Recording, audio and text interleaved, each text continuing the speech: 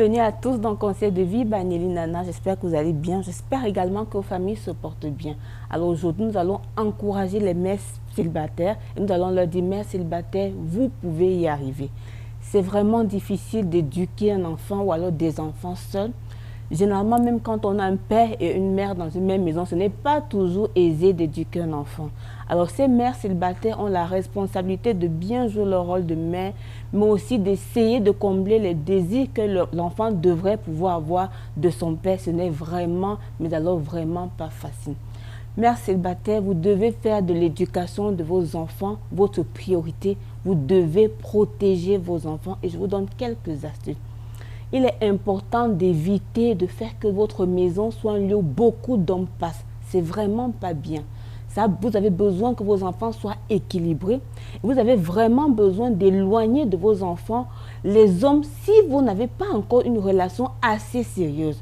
Beaucoup d'enfants dans ces circonstances ont subi des abus sexuels par les hommes que fréquentaient leur mère, qu'ils ont fini par appeler tonton, tonton, et qui ont profité souvent de leur présence dans la maison pour les toucher sexuellement. Vraiment, protégez vos enfants et mettez ces hommes loin de vos enfants tant que vous n'êtes pas encore vraiment sûr de la suite de cette relation. Une autre chose importante vraiment, c'est n'essayez pas de céder au chantage.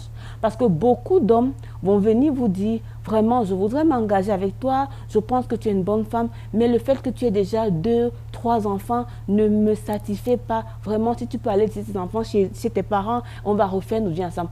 Vraiment, si un homme vous aime, il doit vous aimer avec vos enfants parce qu'il vous a trouvé avec vos enfants. Vos enfants font désormais partie intégrante de votre vie. Il ne peut donc pas vouloir dire vous aimer et en même temps vouloir vous séparer de vos enfants. N'essayez vraiment pas d'accepter cela. Dites-vous bien, mesdames, que vous avez la responsabilité de développer l'autonomie financière.